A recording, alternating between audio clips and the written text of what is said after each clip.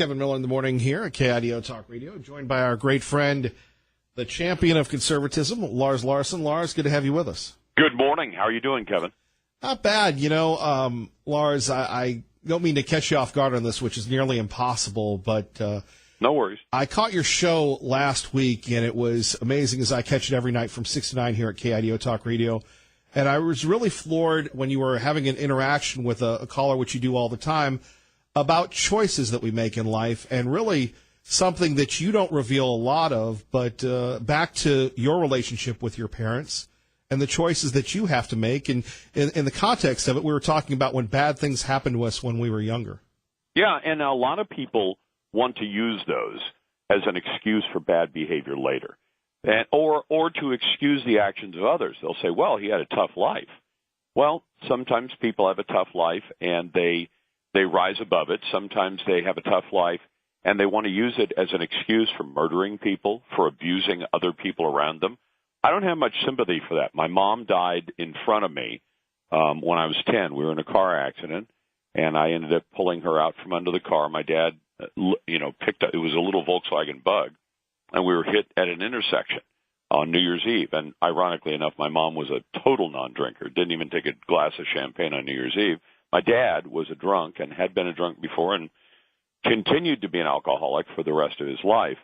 And I didn't use that as a way of saying, well, then I can be bad. I can be a drunk and disappoint my family and not live up to my, the things that you have to do for the people around you. You have to do a good job at work. You have to do a good job for your family. And I think I have. And my dad's bad example and my mom's good example. My mom was a great mom, and she was a religious woman. She worked. She was a nurse during World War II. She was a fine woman. But I try and live up to what I would hope my parents would want me to be. And yet we see people saying, well, gosh, Nicholas Cruz in Florida had to, he must have murdered people because he had a tough life. He didn't have a tougher life than many of the people that I read about. And I was relating how when I was a little kid, one of the kinds of books I loved to read was biographies. And I mean real, adult-level biographies, not kids' biographies. And I read about Clarence Darrow, and I read about Eddie Rickenbacker, who was a World War II ace. And I mean, just some amazing people. And many of them, you find out, had childhoods that by today's standards would have brought in the state authorities. But they didn't take those and sit and say, well, I've had this rough start as a kid. I think they took those experiences and they said, I'm going to go out and do big things. And I'd be willing to bet that if you talk to some of the top names in Idaho, the top political names, the top business names, the men and women who've accomplished the most, and you say, did you have an idyllic childhood? You'll find a few who had an idyllic childhood. Mom and dad, never divorced, no drinking, no drugs, no massive failure of a business that left you homeless or whatever. You'll find a lot of them who had particularly tough childhoods, and yet they are now the top people in Idaho. They make they make the businesses happen that employ the people who are listening to this show. They make the big decisions for the state, and they don't sit back and try and use their rough childhood as an excuse for continuing to do the things to others that were done to them as a child. They rise above it. Boy, easier said than done. And when you were describing it on your show the other night, I just couldn't turn off the radio.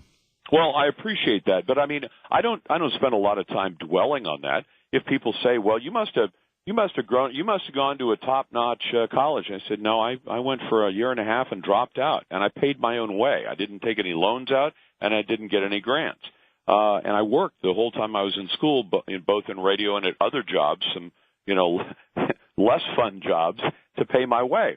And, well, you must have had great parents. I said, well, my dad was an alcoholic his whole life and married multiple times. My mom died when I was 10 on New Year's Eve of 69. She didn't quite make it to 1970. That's when her life ended, and I was 10 years old. Now, you could have fallen into a funk. And, frankly, I almost wonder if we coddle too much, because after my mom died, I went back to school after the Christmas break. And there were people around me who said, oh, how are you feeling? And I appreciated their concern, even at 10. I appreciated it, but I said, I want school to be as normal as I can be, because other things in my life are not normal.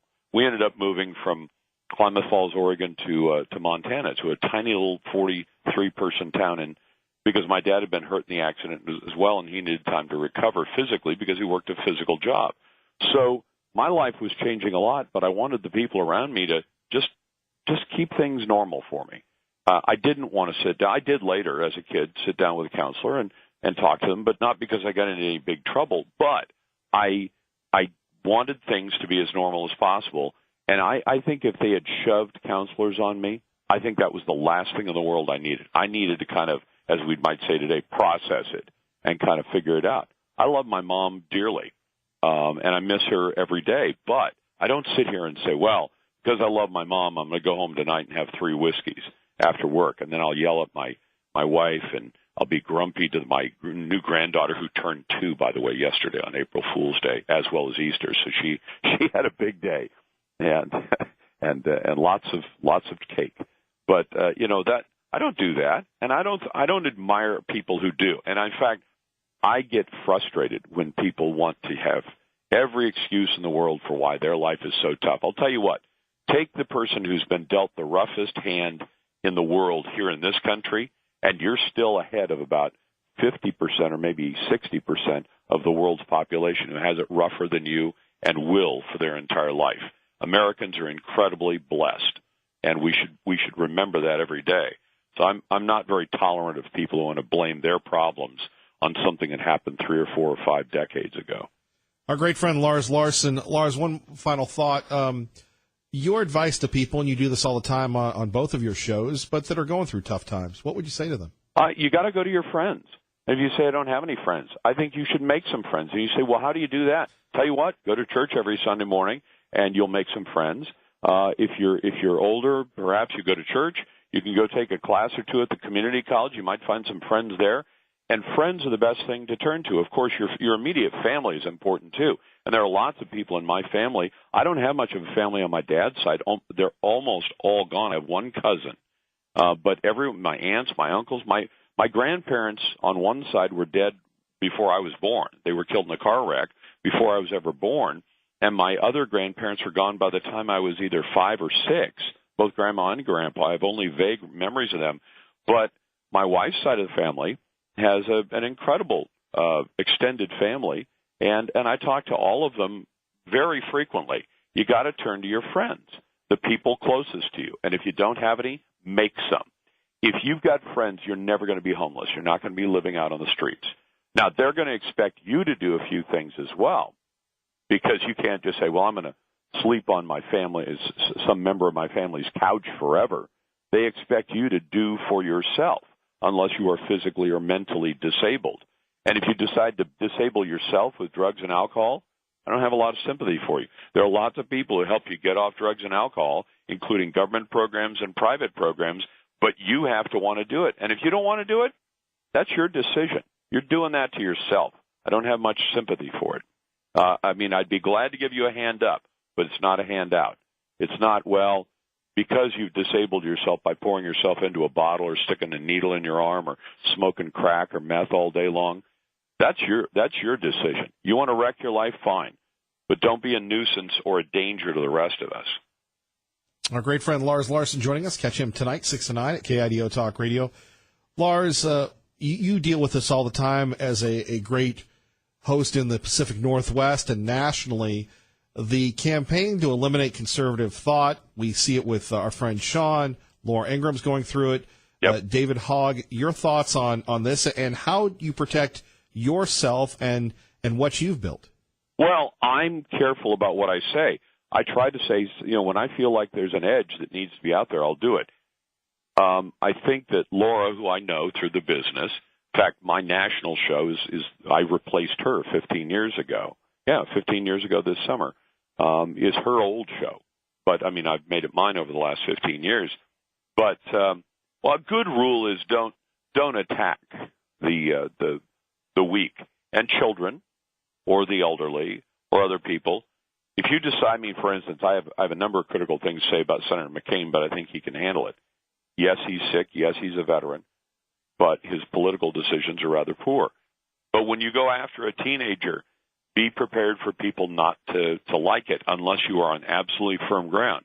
If she had stuck to the issues that David Hogg is pushing, and he is a nuisance on those issues, he doesn't have much that's productive to say except make it different.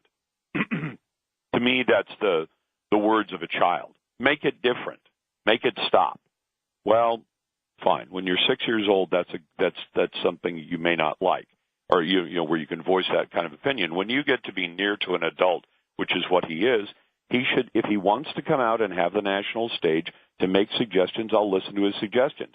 Can you tell me, sitting there, Kevin, what it is he's proposing, other than that some of his group has proposed repeal of the Second Amendment, forcibly disarming 100 million Americans who own guns, including me? Those are his big productive ideas. Great Britain has essentially eliminated private ownership of guns. The ownership that is allowed is so limited it's not even funny. And yet they now have a higher murder rate than New York City and London. And so you say, well, banning guns, that'll do it. Well, they've banned guns in London, and it hasn't done it. The murder rate is tremendous, including a lot of murders carried out with knives. And I would imagine there are people in Boise who said, nobody with a knife's going to get me. I'll shoot him first. But imagine if you didn't have that ability.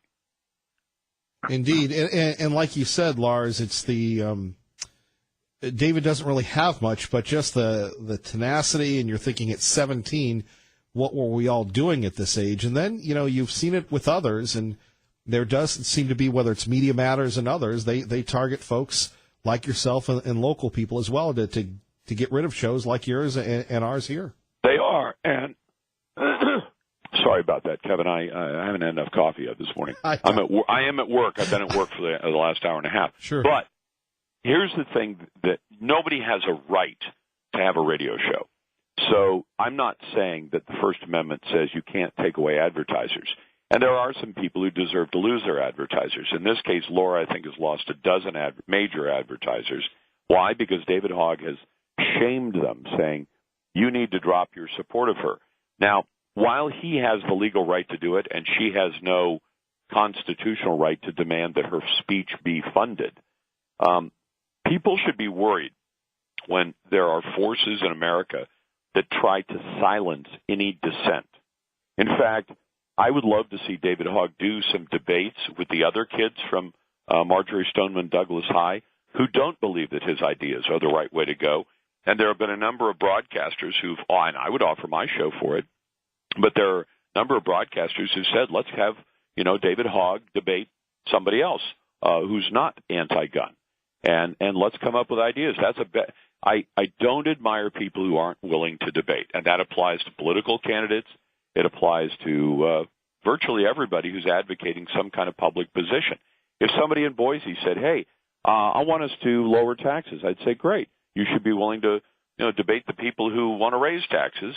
I'm in favor of lowering taxes too, but I think you should be willing to debate. The minute you say I'm not willing to debate, as David Hogg has done, you're essentially saying I'm afraid that my ideas are not strong enough to stand up to anybody who would question them. And the best way to get good solutions in America is to have people debate the alternatives. One person says we should disarm the whole country. That's David Hogg. Somebody else says, no, we should arm teachers, which happens to be the solution that I favor. And David Hogg says, I don't want to debate that, but I want to silence anybody who disagrees with me. And he seems to be really enjoying all of his newfound power. He may well destroy the Fox show that Laura Ingraham does. If he does, he has a legal right to do it. If he can persuade people to withdraw the support, I'm not in favor of him doing it, but he certainly has the legal and constitutional right to say you shouldn't back this woman's point of view. But where does it take us as Americans if any dissenting voice is silenced? Whether it's silenced by government action, which we're protected from by the First Amendment, or it's silenced by private action, then you should worry, because you're not going to hear both sides of various issues. And if all you hear is one side, you may end up getting a very twisted view of the world. Lars Larson, we always appreciate you. Always up early, always working, and we so appreciate your show here at KIDO Talk Radio, sir. It's my pleasure always, Kevin, and thank you very much, buddy, and I hope you had a wonderful Easter. And I did, and thankfully we'll be hearing you tonight right after Sean. You bet. Take care, sir. Thank you. Thanks, Lars. Bye-bye. Our great friend Lars Larson. Every Monday we have the opportunity to speak with him. Coming up next, though, let's talk a little bit about the First Amendment here locally and, of course, nationally. Kevin Miller, KIDO Talk Radio. And once again, time to win some of Kevin Miller's cash. Our code word here today, code word 2 is egg. That's right, egg. For more details, you can go to KIDOTalkRadio.com. You can win. The more words you get, the greater your chances are to win up to $5,000. That's right, $5,000. Details at KIDOTalkRadio.com. And don't forget, on Thursday, Thank You Thursdays, Dennis Miller. I keep wanting to say Dennis Michael Lynch, but Dennis Miller tickets. You'll hear from Dennis Miller as well. He'll be joining us this week. But our way of thanking you for listening, listen every Thursday throughout the spring for your chance to win some really great prizes. Some people would say bribery, but we'll just say prizes. So Dennis Miller tickets, front rows, or not front row seats, floor seats for Dennis Miller in Boise this weekend at the Morrison Center. 8:25 with Kevin Miller in the morning, traffic and weather together. You know, how many of us remember Chappaquiddick? Maybe if you don't know what that is, you want to keep it here at 8:35. We'll talk to the producers of the new show that is really upsetting a lot of folks in the pro-Kennedy Progressive Politburo because of its realistic look at the events that impacted Mary Jane Kopechniak and Ted Kennedy. Google those folks if you're not familiar with it. A shocking expose coming up on the movie Chappaquiddick. First, we go to Hank with Kevin Miller at KIDO Talk Radio. Good morning, Hank. Morning. If a case of somebody's background or what happened in their lives automatically makes them do bad things, or in a sense runs their life, Alexander Hamilton, by that standard, has more than enough excuses. His mother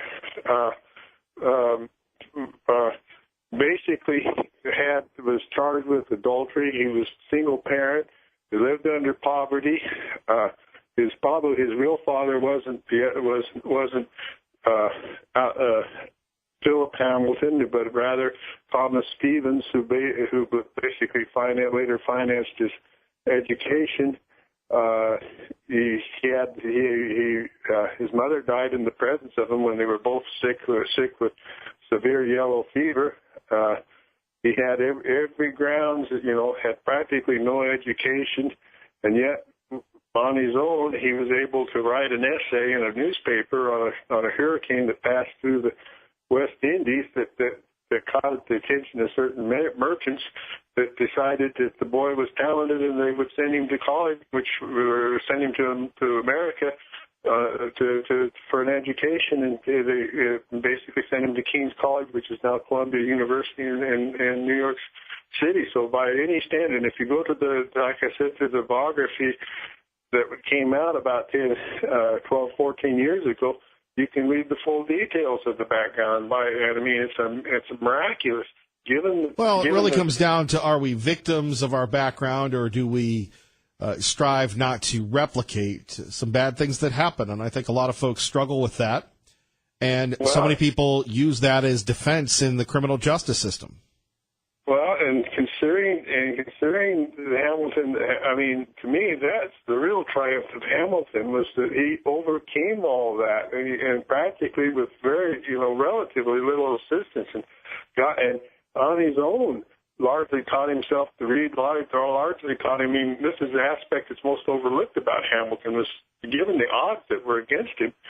It talked a lot about both his character and his ability, his intelligence, both. That's the real triumph of the man. And as far as the Chappaquiddick, I'll comment real quickly. That was a cover-up by the media from the very start. Kennedy was drunk on the night that went on. He left the woman. He panicked. He left the woman to die, and then he basically used political strings to cover his tracks. And it's what happened there was very shocking. But there's one justice for Democrats, and there's one justice for the rest of us. And I can't wait to hear what these guys have to say. That's coming up next. Hank, thank you. Thank you. Bye. Bye-bye. And again, We'll hear from the producers of Chappaquiddick next. Don't forget Thursdays. Thank you, Thursdays. This week's prize, tickets to see Dennis Miller in Boise. Kevin Miller, KIDO Talk Radio. Good morning, Maggie. Good. And we're joined now by Mark Chardy, executive producer of Chappaquiddick. Mark, thank you for joining us. Thanks for having me on, guys. Good that you're on here with Kevin Miller at KIDO Talk Radio. Chappaquiddick, why is this story so important if you're not like me as a kid who grew up around New England during my formative years? We heard about Chappaquiddick all the time from the infamous Howie Carr, but why is it important now? It's I don't want to say it's a history lesson, but it certainly is something from almost 50 years ago that has never really been explored. And, the whole movie takes place in 1 week in 1969 when this event happened at Chappaquiddick. And it's also framed around the moon landing, which, is kind of JFK's greatest achievement. And then you have Ted's kind of obviously biggest failing. And it shows, the accident, the aftermath of the accident, and, how power, really worked to cover up and save Ted's political career. Well, if you could please give us the story, because a lot of folks, they may have heard about it, they may have remembered it, but they don't know what actually happened. And then we'll get to the movie that a lot of us are very anxious to see. So the movie starts about a day before the Edgartown Regatta, which Ted and the Kennedys had, been a part of for many years. They also had a reunion for Bobby's campaign workers, a bunch of young girls called Boiler Room Girls.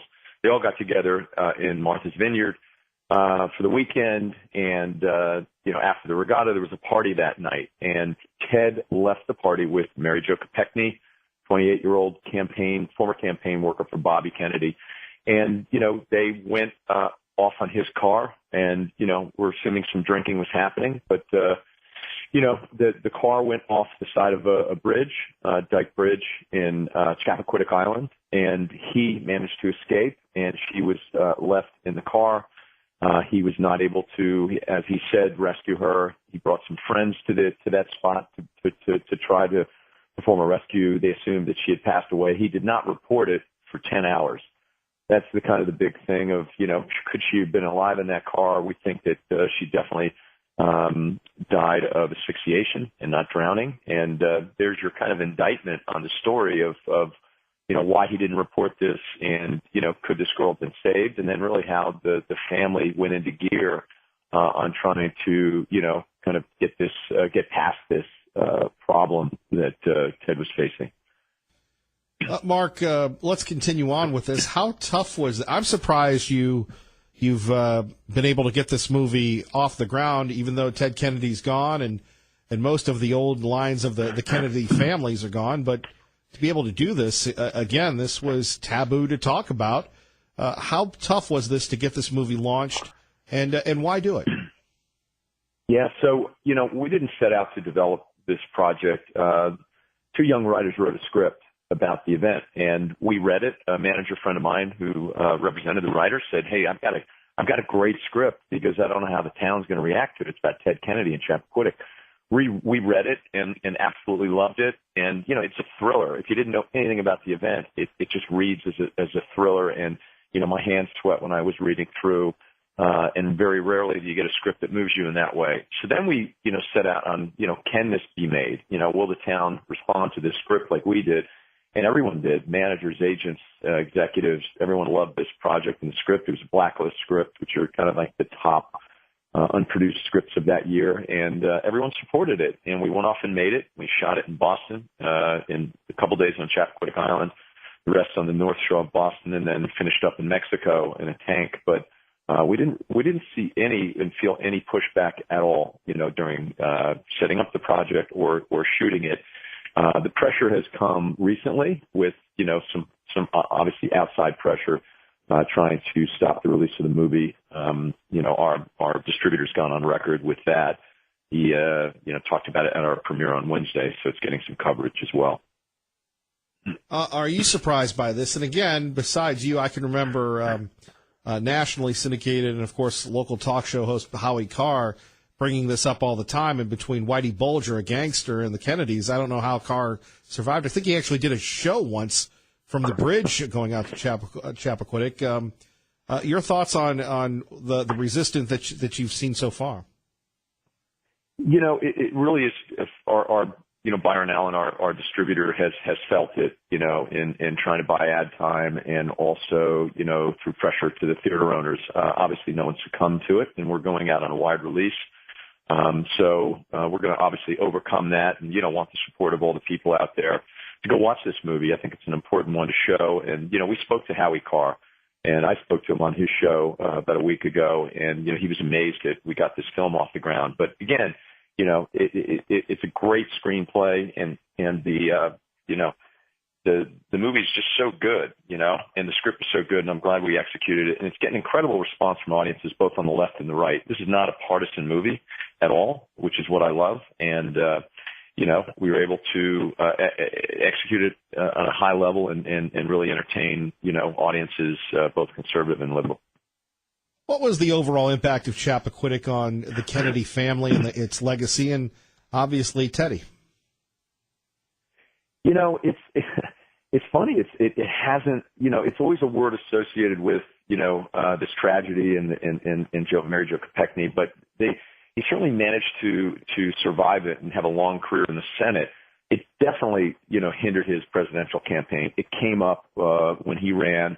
And, people say that it definitely kind of stopped him from being president. I mean, I think he was on that path in 72, and then again in 76 and 80 that, when he flirted with it, it always came up. So it definitely had an impact, and it's been this kind of blemish on the family. And, we thought it was interesting to explore, the good with the bad, really. A couple more questions, Mark. We don't really talk about Mary Jo Kopechne yet. What were her dreams? What was she like? Yeah, we're getting a lot of, press about that, some even saying she's the original Me Too victim and that she never had a voice. And we showed the family a few weeks ago, and they were very, very appreciative of how we portrayed her. It's a very tough movie to watch, obviously, but, they really endorsed the film and gave Mary Jo finally a voice and, showed her as, emotional and smart and funny and, not just a name associated with a word in a tragedy. The impact Chappaquiddick had on JFK and Bobby, if any. Yeah, it's, it definitely has tarnished that legacy, and it's definitely a black spot. And what was interesting really is how we framed the movie and how we open it. And, he lost three brothers. Joe died in World War II, JFK and Bobby were both assassinated. So the limelight was on Ted at that time. And, we show him obviously the family pressures and everything. It's a nuanced movie. It wasn't just go out and, do a hatchet job on Ted. I mean, what he did was, horrendous and horrific, but, to just do a movie about, that tragedy, it wouldn't really be entertaining. So, I think we show kind of, everything inside with the things he was dealing with and how he dealt, sometimes in a morally in a good way and a lot in a bad way. So, I think that's what's interesting about the movie. Well, Mark, good luck, and we can't wait to see it, and thank you for joining us here in Idaho. I really appreciate having me on, and, it comes out April 6th wide, and we hope everybody enjoys the movie. You're a braver man than I am, sir, so take care. Thank you. Took on the Kennedys and won. Jim in Boise with Kevin Miller at KIDO Talk Radio. Good morning, Jim. Morning, Kevin. Yeah, I remember that when that happened, and a while back, now you didn't get into too much of actually, the punchline, so to speak, of the movie, but a while back I think it was an A&E investigation of the thing, and with Bill Curtis, and one theory was, Kennedy disappeared, as I recall, for 12 hours, didn't report the accident. Now, Bill Curtis mentioned that maybe Kennedy wasn't even in the car.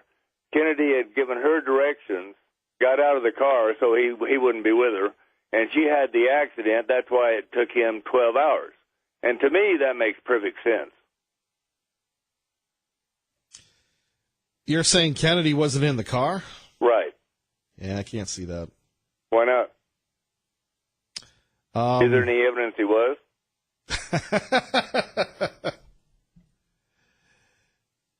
You know, if that were the case, then why wouldn't he just come forward and say he wasn't driving? Who knows? Who knows? Political things, you know. Well, I think if Ted Kennedy wasn't responsible for that, we would have heard from that for that's my opinion on it, quite some time.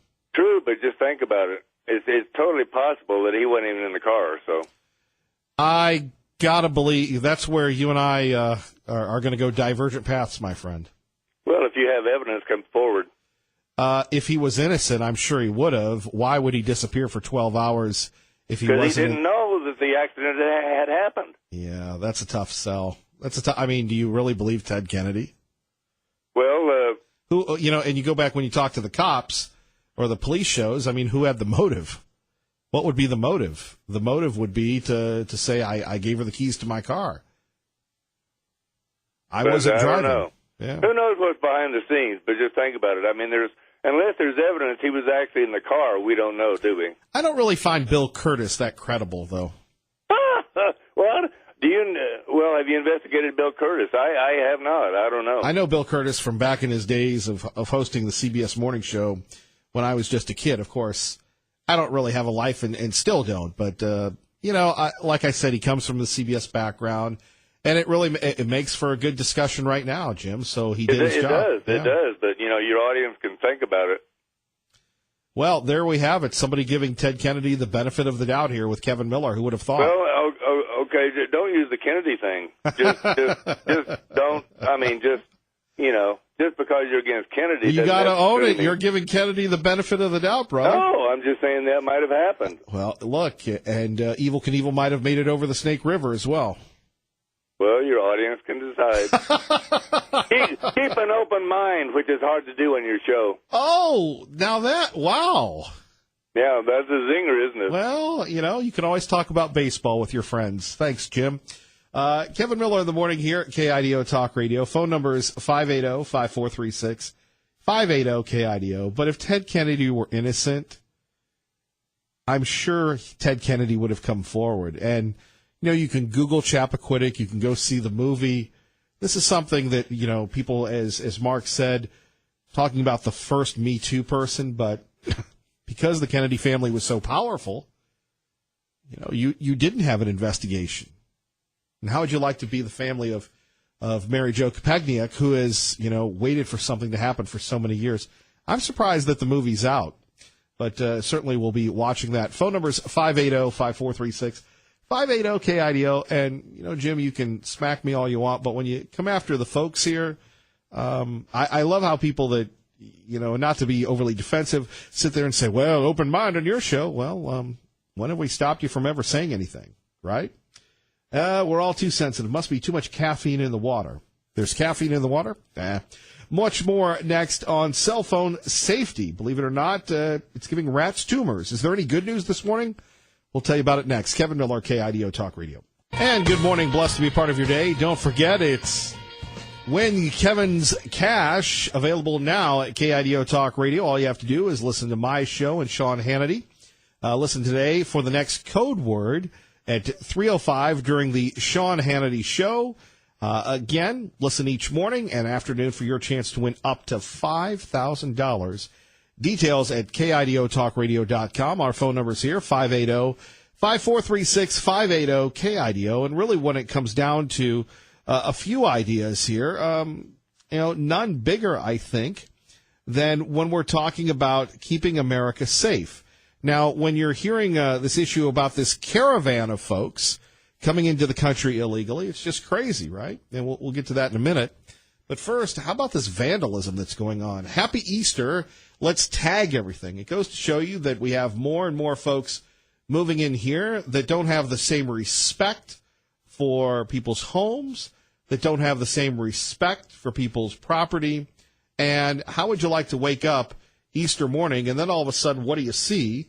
But you see somebody spraying graffiti on this. Now, the great thing about our police department is we'll find these perpetrators and bring them to justice. But the lack of respect. oh, Kevin, kids are kids. I don't agree with that.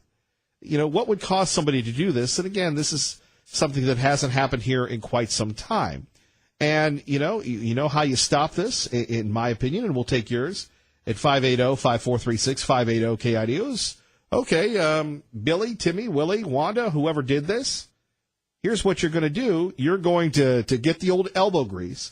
And maybe it's because we had Lars Larson on earlier, but we go back to the old-fashioned American work ethic, and you get some elbow grease, and you're going to physically go out and remove all the graffiti that you tagged on buildings and cars and everything else. We don't want our great state looking like parts of Southern California. Now, again, that's not a shot against Southern California. That's just how those places look, or New York City, or what have you. But the cops, the police will deal with this and take care of this. Now, at KIDO Talk Radio, I do talk a little bit more about the dangers of law enforcement. And we do have this month, April, being Domestic Violence Awareness Month, where we're concerned about domestic violence, not only in this month, but every month. We had that shootout in Nampa, and we seem to be having a lot more, whether it's the guy in Meridian that barricaded himself in a home, or something, pulling somebody over in Boise. It's getting more and more dangerous for our friends in law enforcement. We need to support them, not only when there's a tragedy, but when we get a ticket, when we, see them in passing. Thank you, officers, for all you do. And to families of law enforcement and first responders, thank you as well. It doesn't take much to show some consideration. Coming up next, they're coming. Are you ready? First, traffic and weather. More than 1,000 migrants have been traveling through Mexico bound for the United States. The caravan was arranged by the group Pueblo Sin Fronteras, which offers humanitarian assistance to refugees. The migrants are expected to surrender to authorities and request asylum. The caravan is drawing the ire of President Trump, who tweeted that Mexico must stop them. On Sunday, he threatened to pull out of NAFTA if Mexico doesn't stop the flow of people and drugs into the U.S. Mexico's Secretary of Foreign Affairs tweeted a response saying upholding human dignity and rights is not at odds with the rule of law. In Washington, Rachel Sutherland, Fox News. Well, then why doesn't the Mexican government allow the folks to stay in Mexico? And really, when we're taking a look at what's going on here, as we well know, the immigration policy in the country of Mexico is much more stringent, much more disciplined than, unfortunately, the country than our immigration policy here in the United States of America, right? Think about that for a minute at 580-5436, 580-KIDO. The immigration policy in Mexico is much more harder to get into Mexico than it is here in America, right? So why is that? And then all of a sudden they're going to say human dignity. Okay, then. Where have we seen in human history, if it didn't serve the Mexican government's agenda, to all of a sudden allow these folks to go through, hey, I'm just traveling through. Well, where are your papers? We don't have any. We're just going to go to the United States of America, hang out, have a good time, and make ourselves at home. And you have a lot of liberals and you have a lot of progressives that see nothing wrong with it. Thank goodness President Trump is in charge. And, that's why we should have a border wall. That's why we should have everything else. Now you're going to have people saying, well, Kevin Miller, they have a right to be here. Do they? Do they really have a right to be in America? Well, then I guess we should just let everybody come into the United States of America. We should just let everybody come in and, just hang out and take advantage of everything. Oh, that's right. We have limited resources, right? We have limited resources. And so you know what that means when we have limited resources? Well, then all of a sudden, we're going to be running out of things. I mean, it really comes down to the citizenship and what we're standing for. And can you believe that 1,000 people coming in at least? Is there not a bigger argument for immigration reform? Just enforcing immigration laws, right? Really appreciate you joining us. Ray Amaya, thank you very much. Great show as always. Good day. God bless and keep the faith.